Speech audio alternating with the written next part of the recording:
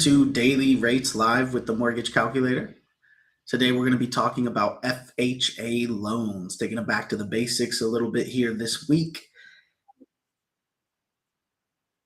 We will go ahead and get started here in just a moment. Just give us a second here to go live on all the different platforms. Go ahead and drop a comment there as you tune in, and we'll get started in just a moment. Thank you, everybody, for tuning in on all the different platforms: Facebook, LinkedIn, YouTube, Spotify, Apple Music, everyone on all the different platforms. We appreciate you tuning in here. So drop some comments there as you tune in, and also feel free to drop any questions that you have in the chat as we go through here today. So it looks like we are up and running here on all the different platforms, so we can go ahead and get it started.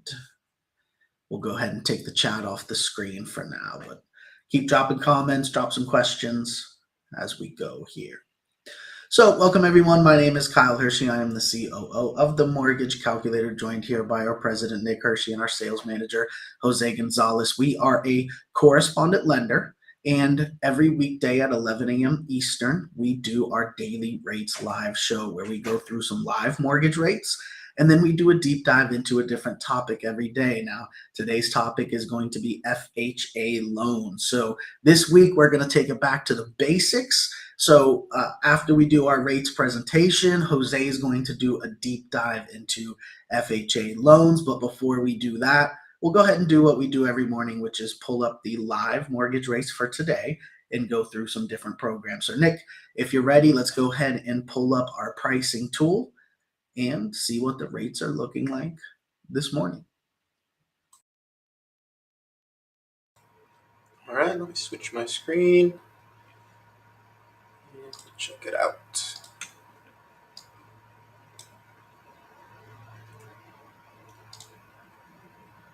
So this is our pricing tool for our team of mortgage professionals. This will show us the general rates for today. It is Monday, November 6th, just after 11 a.m. Eastern. So all of our programs are getting brand new rates for the week right now. This will show us the rates and the APR. If you'd like a full breakdown of all the fees, the itemized fees that go into the APR, if you'd like a full loan estimate, please get with one of our team members. We have over 400 licensed loan officers in 24 states. So to compare the different programs, we'll set up a scenario and then compare the APRs here. So for all our demos today, we'll set up a $400,000 loan amount. We'll set the LTV to 80. We're going to look for the lowest rate we can offer, and we'll compare our conforming conventional programs to our FHA options, which is also our topic for today, and compare that to our non-QM, also known as expanded guidelines, where we have over 5,000 additional options with alternative income. We also have VA and USDA. VA is only for eligible vets and active service members. If you are eligible, just let us know. We can quote it, no problem. And USDA is only for eligible properties. If you do happen to be looking at one of those, just let us know. We'll start with conforming conventional, purchase, 30-year fixed loan, primary occupancy, single-family home, 1 unit, state of Florida, county Miami-Dade. And for all the demos, we use an estimated credit score of 760 and an estimated debt-to-income ratio of 40. So let's check out the conventional rates this morning. I think that's just a touch higher than it was yesterday. 6.99 rate, or not yesterday, on Friday, sorry. 6.99 rate, 2.375 discount points in cost. Final APR, 7.202. So we were close to getting under 7 finally yesterday. Here we're just still a touch above 7. Hopefully we see some more downward momentum. Now, if our customer doesn't qualify for any reason for one of these conventional programs, typically the next option we want to look at is FHA. So we'll set up the same exact scenario so we can compare apples to apples here. And we'll select FHA this time. Everything else will stay exactly the same, even though FHA does allow more leniency in credit issues, as well as a much higher debt-to-income ratio. We'll compare the exact same scenario side by side. So best option for FHA this morning, 6.25 rate, 2.125 discount points and costs. Put the final APR just a touch under 7 here at 6.880. So for our customer that qualifies for both conforming and conventional, as usual, FHA is just a touch cheaper. So don't overlook those FHA options, even if you qualify for the conforming. And for our customers that must use it, definitely some cool changes that have been made to the upfront and yearly mortgage insurance there. Now, where we love to specialize is if unfortunately our customer doesn't qualify for either standard program, FHA, or conventional. Many other banks or lenders have to deny that customer, but that's where we love to present our non-QM options. So for the final primary home demo, we'll use expanded guidelines, which allows us to choose an alternative income. So we have this new option pop up for income.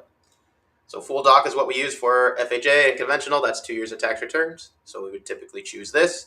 If our customer doesn't qualify with full doc, to use a different option. We have asset related options, business bank statement options. Our investor options are just for investment properties. Personal bank statement, 12-month is what we use for the demo here. We also have RSU, stated income, VOE, 1099, P&L, no income, CDFI, all kinds of options here. For the demo, we always use 12-month personal bank statement as our most popular program, and that's for our self-employed borrowers. Most of the time, our self-employed borrowers, when they submit 2 years of tax returns, may have various issues and just may need a little help qualifying to get a little more income. So we'll solve that problem. No tax returns involved at all, only their last 12 bank statements. So we'll determine a debt-to-income ratio in this example of 40% using no tax returns at all, just the cash in the bank. So many times our self-employed borrowers will qualify for much more income using these methods. So let's check out the bank statement options today. All right, I guess we can finally talk about this option at the top. 7.5 rate. This one is a little more expensive, but we could probably still make it pass. 3.125 discount points and costs. Puts the final APR at 7.637 for a bank statement option. Now, if we scroll down here, you'll see we have dozens, if not hundreds of variations here of the bank statement options. Some of these at higher rates and costs may allow bankruptcies, foreclosures, other issues, as well as may allow us to use slightly different ways to calculate the income. So please get with our team. They'll find which one of these hundreds of variations works best for you.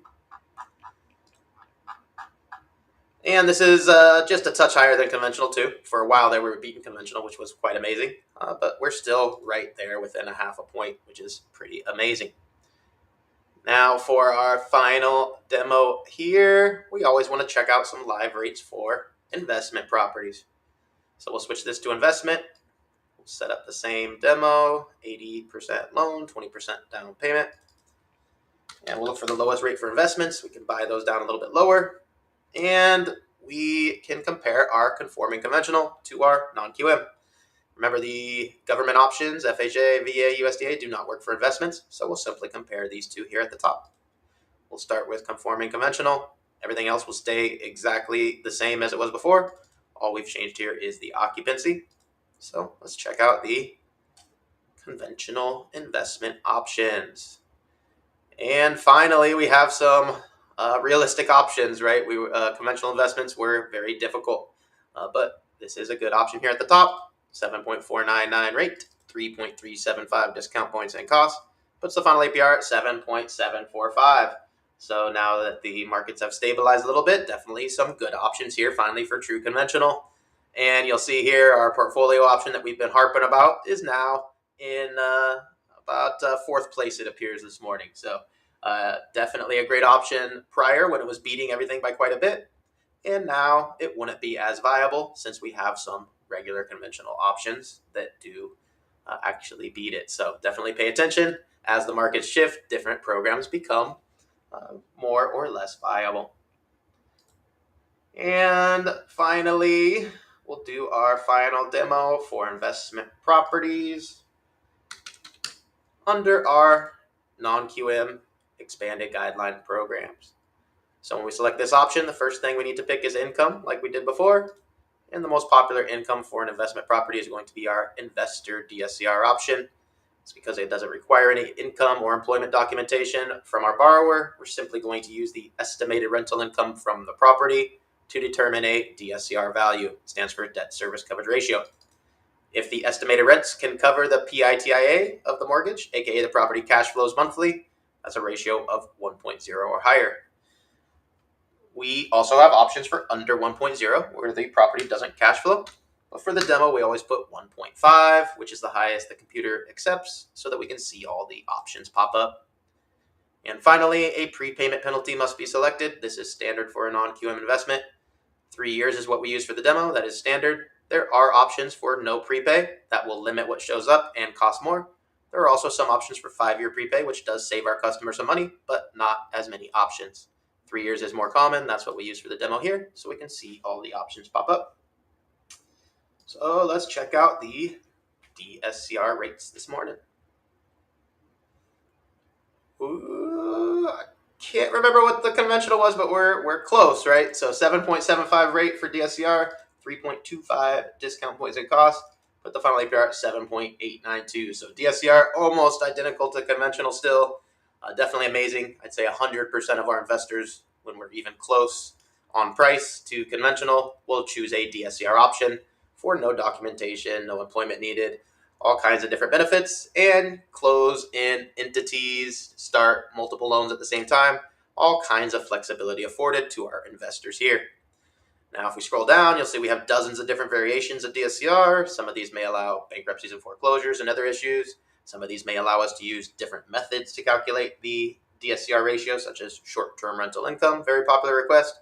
So please get with our team to find which one of these dozens of options are best for you. Now let me switch my screen and we'll get into today's topic, which back to the basics again. Now that the markets have stabilized a little bit, we definitely want to go back over all of our FHA, conforming, and all these standard options. Now that a lot of borrowers that have been concerned with rates are now back in the market shopping again. So FHA loans, pretty standard bucket there. But Jose, why don't you introduce the examples that you have? I'm sure you have some house hacker examples as usual, and some other slight variations of ways we can use the FHA. But we just want to go back over the basics this week on all these standard stuff now that the markets are stabilized and conventional agency government rates are all back to what is somewhat normal. So go ahead, Jose, if you're ready, take over and let's check out these examples. Good morning, everybody. Thank you for joining us for Daily Rates Live with the Mortgage Calculator. Great to be with you this morning. So we're taking it back to the basics, but what we definitely like to do is keep everybody abreast of the pulse of the market. So with all of the volatility lately, good idea to always revisit these items in case any of you may have missed any hidden opportunities. So FHA is not just for first-time home buyers, right? That's a misconception. Whenever anybody thinks first-time home buyer, they think FHA. What FHA is really about, I guess I could say only home buyer, right? It's primary occupants only. That doesn't mean you cannot have another property and still get an FHA loan, but there are requirements that need to be met. Usually, especially if you already have an FHA loan, usually the only way you're going to be able to get another FHA loan without paying that other one off is to have a distance. You're either meeting a distance requirement, like I think it's more than 200 miles or 100 miles away from your current property. It's a relocation, family size grew. Those are some of the valid reasons that FHA will consider you for another FHA loan while you have an FHA loan on an existing property you already own. So let's get into some of our examples here. So like mentioning, FHA is not for people with bad credit either. FHA just has a little bit more relaxed guidelines on how they view the borrower's credit. They're more forgiving on the interest rate. There's not that much variation on the interest rate due to FICO scores. So that's another point to consider there. And the mortgage insurance is based on loan to value and not credit score. So another big difference from conventional loan. So here's our standard cookie cutter 1 unit, 96.5% max LTV for FHA. We're looking at 7.125 with a little bit of a lender credit, and then you can buy it down all the way to 6.375, which is a pretty good rate. Now, Nick did happen to mention our house hackers out there. We always like to give them some options. So this would be the ultimate house hack, your multi-unit primary residence. Here you can buy a 2 to 4 unit, same rate. There is not a loan level price adjustment. The only difference there will be when you're looking at a 4 unit property is there are some additional requirements as far as property has to be able to cover its own debt, right? So when you do get those 3 and 4 unit properties, just analyze the rental income and make sure that the property can cover its own debt, assuming all the units were rented, of course. So that is the one catch on the 3 and 4 units FHA loans. But here again, very good rates. Cash out on FHA is maximum 80%. Used to be higher, but they trimmed that back with the pandemic and haven't opened that back up. So we're looking at 80% maximum LTV. Again, very good rates, 7.25 with a little bit of a lender credit, and you can buy that down to 6.375. That's our 1 unit. And for our house hackers, also, we have our 2 to 4 unit, 80%. Again, amazing LTV when you're looking at cash out, 80% 4 unit property, right? So, house hackers out there.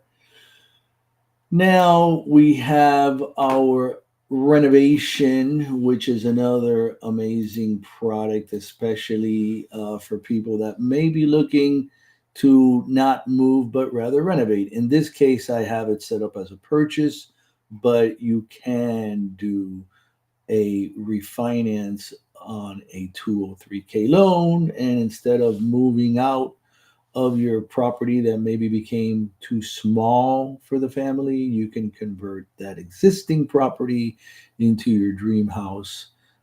Especially for those people that have been looking for the dream house, haven't been able to find it. Well, it may be you may be there already, you just haven't realized it yet. And the 203K would be the avenue to get you there.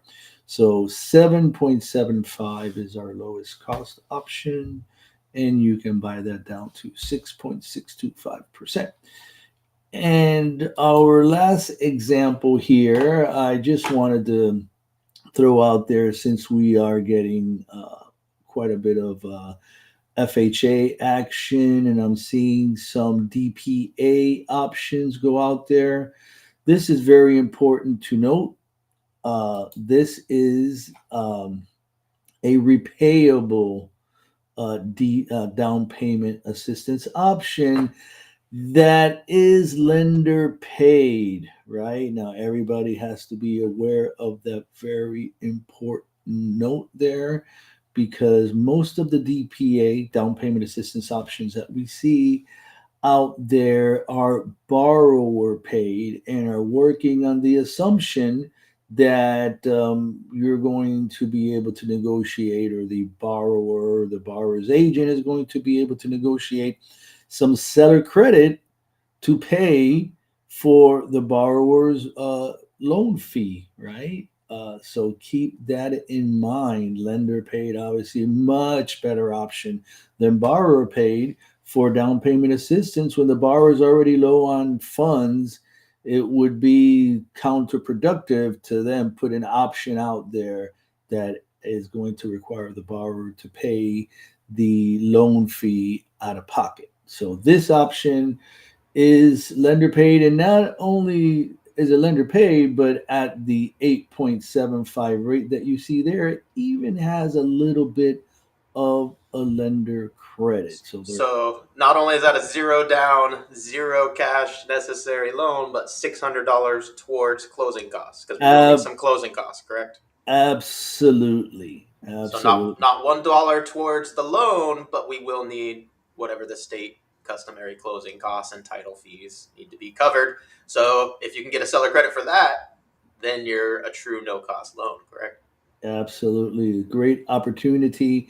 Now, keep in mind, this is the repayable option, which means that the 3.5% in down payment assistance that you will receive will be in the form of a second mortgage, 9.99%, amortized over 30-year, but big but here, has only a 10-year term, which means if they still happen to have that loan around after 10 years, the first and the second, they're going to have to pay that loan off. So usually that's going to occur via a refinance of the first and the second.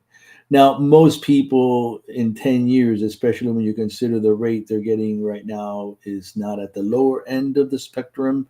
It's at the higher end of the spectrum. So there's a good probability the next opportunity that comes around to refinance when the rates take a dip, this borrower will probably take advantage of that, refinance stuff first into a lower loan, probably into a conventional loan with no MI. They're going to have the equity and they're going to consolidate and get rid of that second, right? Because there is a payment due every month on that second. There is a forgivable option here. I don't have that one to share with you today, but I will tell you that the pricing on the forgivable option is not as good.